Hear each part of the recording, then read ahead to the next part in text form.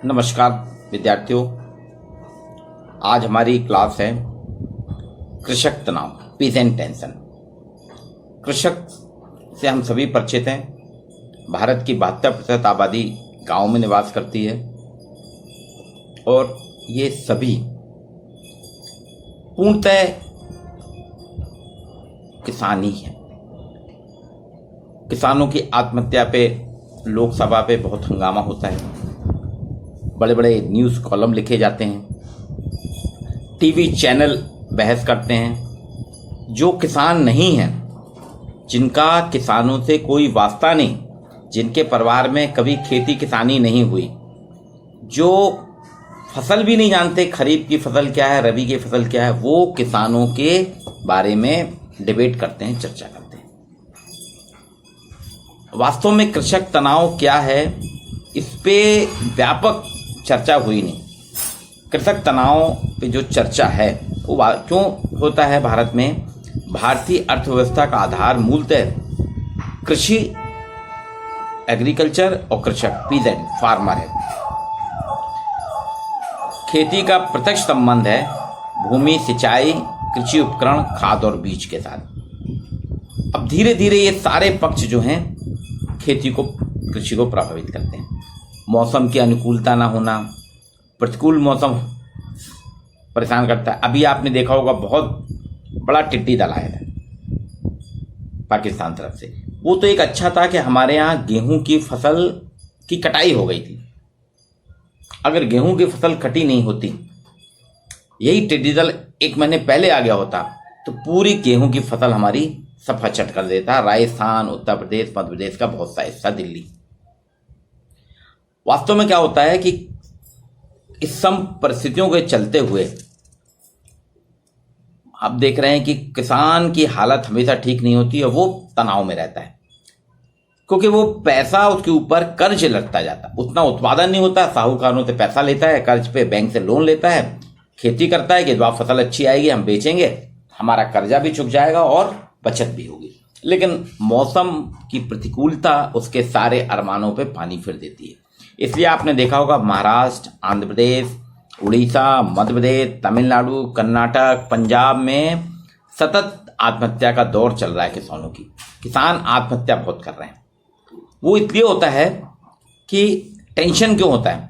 मनुष्य की विविध इच्छाएं और आवश्यकताएं पूरी करने का प्रयास करता है। जब ये, एक तो वो सामाजिक नियमों पे चल के करता है और दूसरा असामाजिक नियमों पे, और जब ये पूरी नहीं होती तो वो कुंठित होने लगता है और वो दिकुंठा, अंतर्द्वंद की स्थिति जो है वो तनाव पैदा करती है। तो आज किसान हमारे सबसे ज्यादा तनाव में है। आरसी पांडे का कहना है कोई भी आंदोलन कृषक आंदोलन तब बनता है बशर्ते उसका मूल उद्देश्य किसानों के अधिकार की लड़ाई हो, चाहे वो किसानों के द्वारा गठित हो या अन्य समूह। प्रोफेसर आर सिंह कहते हैं हिंसा या हिंसा का भय दिखाकर खेतिहर, मजदूर, भूस्वामी संबंधित सरकार को झुकाने का प्रयास करता है। इसे उन्होंने कहा ये कृषक आंदोलन है। कृषक आंदोलन कृषि मजदूरों से संबंधित वह आंदोलन है जो किसानों के शोषण, पतन, आर्थिक संकट के विरोध में समाज में उत्पन्न होता है। ये क्यों उत्पन्न होता है? कि कृषक तनाव में रहते हैं और कृषक तनाव के कारण ही कृषक आंदोलन का उदय होता है। और आज हम इसी कृषक आंदोलन और कृषक तनाव को समानांतर रखते हुए अध्ययन करेंगे। कुछ आंकड़े हैं 2015 तक के कि 2015 में महाराष्ट्र में 3030, तेलंगाना में 1358, कर्नाटक में 1197, छत्तीसगढ़ में 854, मध्य प्रदेश में 581, आंध्र प्रदेश में 516। ऐसे करते लगातार हर जगह, इवन त्रिपुरा और मणिपुर में भी एक एक किसान, मेघालय, तमिलनाडु में 2-2 किसानों ने आत्महत्या की। इसका मूल कारण क्या है? कृषि की प्रकृति, मौसमी प्रकृति है। हमारे यहाँ हर मौसम के हिसाब से खेती होती है। दक्षिण भारत में किसानों को 5 माह, उत्तर भारत में 6 माह व्यस्त रहना था, बाकी शेष समय इनके पास काम नहीं होता। शासकीय योजनाओं का लाभ भी गांव के बड़े किसानों को मिलता है, छोटों को नहीं। वर्ष भर काम न मिलने के कारण किसानों की आर्थिक स्थिति सदैव निम्न रहती है, जो उनमें एक तनाव, टेंशन क्रिएट करती है, तनाव उत्पन्न करती है। मौसम, हमारे यहाँ का मौसम, किसान जो है, भारतीय किसान सिर्फ मौसम पर आधारित है। मौसम अनुकूल हुआ या प्रतिकूल हुआ तो उसका कृषि उत्पादन पर असर पड़ता है, और जब कृषि उत्पादन पर असर होता है तो उसकी स्थिति, किसानों की आर्थिक स्थिति। महाराष्ट्र में जैसे कपास, प्याज, गुजरात में मूंगफली, मध्य प्रदेश, उत्तर प्रदेश में गन्ना, इन किसानों को इसको अपनी फसल का उचित मूल्य नहीं मिलता। प्याज इतनी ज़्यादा हो जाती है कि उनको फेंकना पड़ता है। गन्ना का जो रेट है, मध्य प्रदेश में बड़े बड़े मिल मालिकों ने अपने मिल डाले, वो अपने मजदूर लाते हैं और जो रेट बोलते हैं उस रेट पर गन्ना काटते हैं। तो ये अक्सर आपने देखा होगा, किसान अपने उत्पाद सड़कों पर फेंक देते। हरित क्रांति, हरित क्रांति भी एक कारण है। खाद्यान्न संकट के लिए भारत में 60 के दशक में हरित क्रांति हुई थी, जिसमें खेतों की वृद्धि की गई। परंपरागत साधनों की जगह ट्रैक्टर, हल, हार्वेस्टर, खाद, कीटनाशक दवाइयाँ, जिससे पंजाब का एरिया, हमारा पंजाब हरियाणा बम्पर क्रॉप की। उसके बाद महाराष्ट्र और कर्नाटक और मध्य प्रदेश में हुए। इससे किसान तो लाभान्वित हुए, लेकिन हरित क्रांति ने गांव में आर्थिक विषमता में वृद्धि के साथ किसानों के जीवन में तनाव भी उत्पन्न किया है। राजनीतिक कारण, कृषक आंदोलन कृषकों के तनाव से उत्पन्न होता है, लेकिन कभी कभी कृषक आंदोलन का एक कारण राजनीतिक भी है। स्वतंत्रता के पश्चात आपने देखा होगा, स्वतंत्रता आंदोलन जब चल रहा था हमारा, बिहार में नील की खेती करने वाले कृषक आंदोलन का एक कारण राजनीतिक था। मध्य प्रदेश में भी 2 साल पहले मंदसौर में कृषक आंदोलन हुआ था। वो वर्तमान सरकार के खिलाफ विपक्षी दल के विरोध के कारण हुआ था। वहां पे कृषक आंदोलन जो हुआ था वो राजनीतिक था। इसी तरह से 14 मार्च 2018 को महाराष्ट्र में नासिक से मुंबई तक हजारों किसान कर्ज माफी के लिए पैदल चलकर आए थे।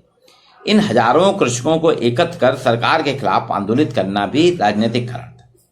कृषकों में जागरूकता, कृषकों में बढ़ रहे तनाव का एक कारण समाज के निम्न, दलित, शोषित वर्ग के जो हैं उनमें जागरूकता बढ़ी है। वो सामाजिक आर्थिक दृष्टि से निम्न स्थिति में रह रहे कृषक अपनी आर्थिक स्थिति सुदृढ़ करने के लिए आंदोलन करते। भारत में देखा जाए, कृषकों के जीवन में तनाव हमेशा रहा, उसी के तहत आंदोलन भी रहे। इसका एक प्राचीन हिसाब है। इंग्लैंड में 1381 में कृषक बगावत हुई थी। फ्रांस में 12वीं सदी में किसानों की बगावत हुई। 16वीं सदी में हंगरी में किसानों का विद्रोह हुआ। 15वीं 16वीं सदी में जर्मनी में। अर्थात कृषक तनाव, कृषक आंदोलन भारत नहीं पूरे विश्व में होता है। ये सभी किसान आंदोलन जो यूरोप के हुए थे, सामंत और जमींदारों के जुल्म, असहनीय करभार और गुलामी के खिलाफ हुए। और ठीक यही हालत भारत में थे। यहाँ रजवाड़े, ब्रिटिश शासन में किसानों का शोषण होता था। 1836 के बाद से भारत में कृषक आंदोलन की चर्चा मिलती है। सबसे पहला किसान आंदोलन जो भारत का है वो कहते हैं मालाबार के मोपला किसानों का 1836 में हुआ था। मोपला कट्टर मुसलमान होने के नाते अपना आंदोलन धार्मिक कारणों से करते रहे। 1920-21 में मोपलों के विद्रोह को महात्मा गांधी ने भी धार्मिक माना है। 5 फरवरी 1921 में दक्षिण मालाबार के कलेक्टर ने धारा 144 लगाते हुए मोपलों को जानबूझकर सरकार के विरुद्ध, जमींदारी के विरुद्ध भड़काने की चर्चा की है। मोपलों का कृषक विरोध जो है आर्थिक कारणों से था। मोपले साउथ के हैं, उनके काश्तकारी कानून बना 1887 में। उसके बाद से उनकी आर्थिक स्थिति बिगड़ने लगी। 1921 में मालाबार के कांग्रेसी और गांधीवादी नेता मौलाना याकूब हसन ने गांधी जी को एक पत्र लिखा था। उसमें वो कहते हैं यहाँ के अधिकांश मोपले छोटे छोटे जमींदारों से जमीन लेकर उसे जोतते हैं। प्राय सभी हिंदू ब्राह्मण जमींदार इन्हें लूटते सताते हैं। इसमें उन्होंने एक पत्र लिखा था।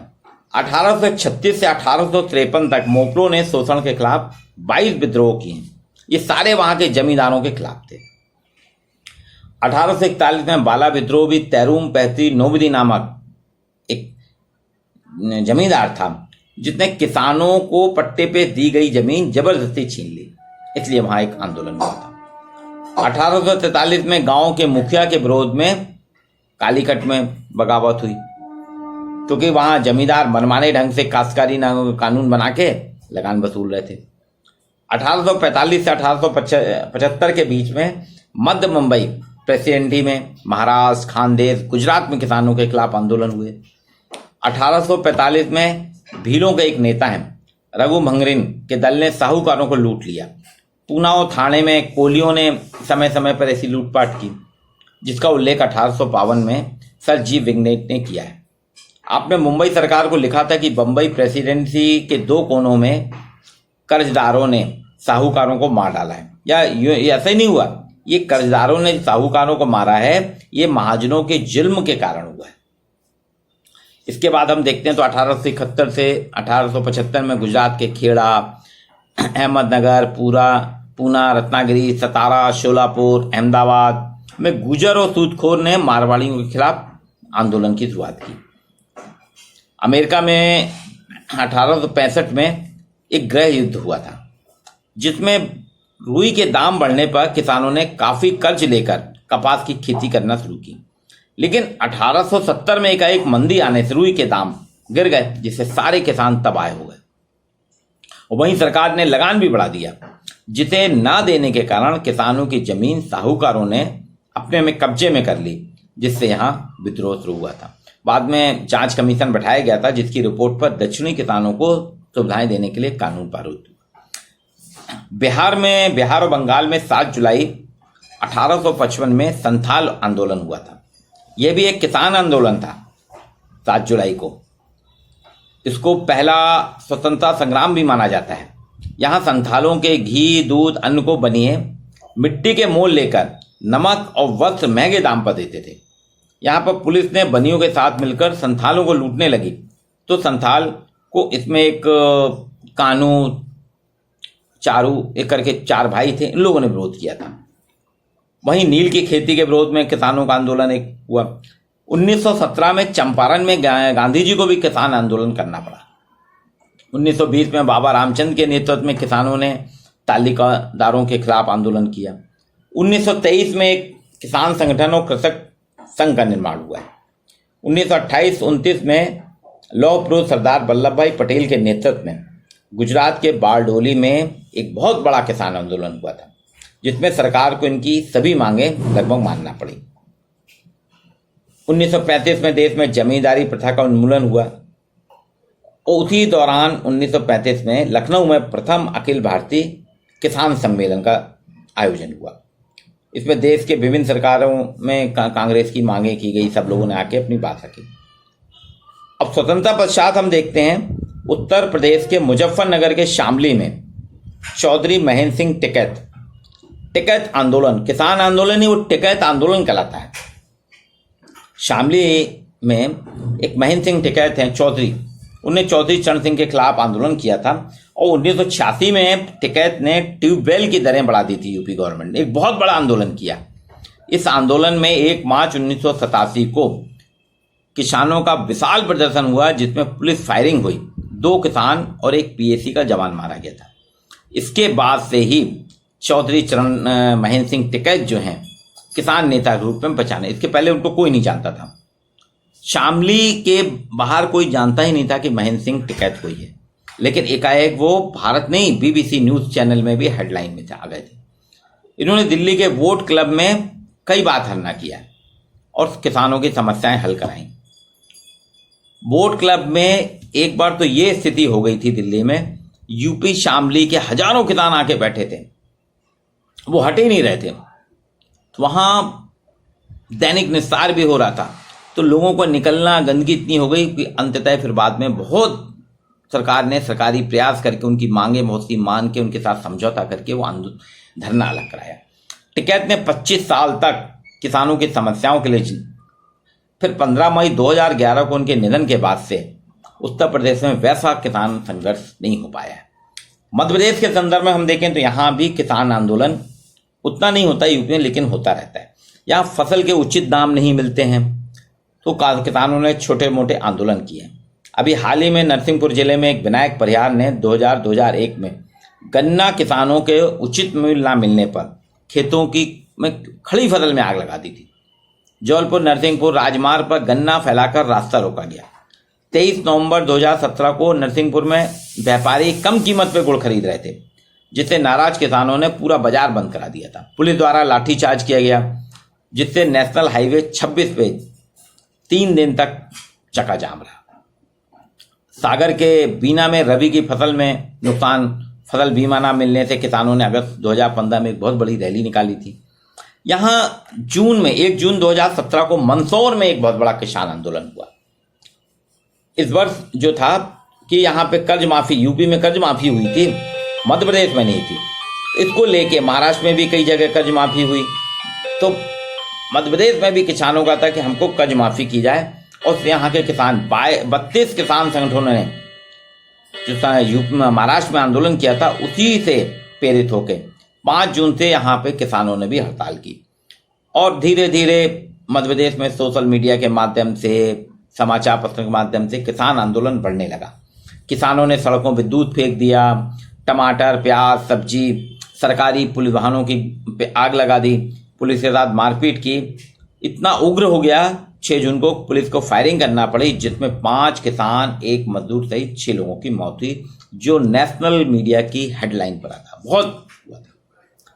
इनके मुंह मांगे थे कि स्वामीनाथन आयोग की सिफारिशें लागू करो, किसानों का कर्ज माफ करो, किसानों को उचित समर्थन दिया जाए, मंडी रेट निर्धारण करो और किसानों को पेंशन। इन सब आंदोलनों को बाद में सरकार ने कुछ मांगे, मानी, कुछ नहीं मांगी, बाद में सख्ती के साथ सरकार ने करा। और आप देख रहे हैं कि बाद में धीरे धीरे ये आंदोलन मुख्य मांगों से हट गया और राजनीतिक बलि चढ़ गया। यहाँ पे कोई ज्यादा राहत नहीं हुई। तो ये मूल कारण क्या है कृषक आंदोलन का, कृषक तनाव का? कृषक में तनाव बढ़ता है तो वो आंदोलित होता है। श्रम शक्ति की आर्थिक स्थिति निरंतर कमजोर हो रही किसानों की। बड़े किसानों ने तो नई टेक्नोलॉजी लेके अपनी आर्थिक स्थिति उन्नत कर ली है, लेकिन छोटे किसान जो हैं, भूमिहीन श्रमिक जो हैं, वो पुराने तरीके से ही खेती कर रहे हैं। सिंचाई के पर्याप्त साधन नहीं है, खेती के पर्याप्त साधन नहीं है, तो उनको धीरे धीरे उनको खेती में उनका पैसा डूबता है, फसल का उत्पादन कम मिलता है, जिससे उनमें आत्महत्या की दर बढ़ती जा रही है। महाराष्ट्र में तो ऐसा अनुमान है, आंकड़े बताते हैं कि 2 दशक में 50,000 से ज्यादा किसानों ने आत्महत्या की।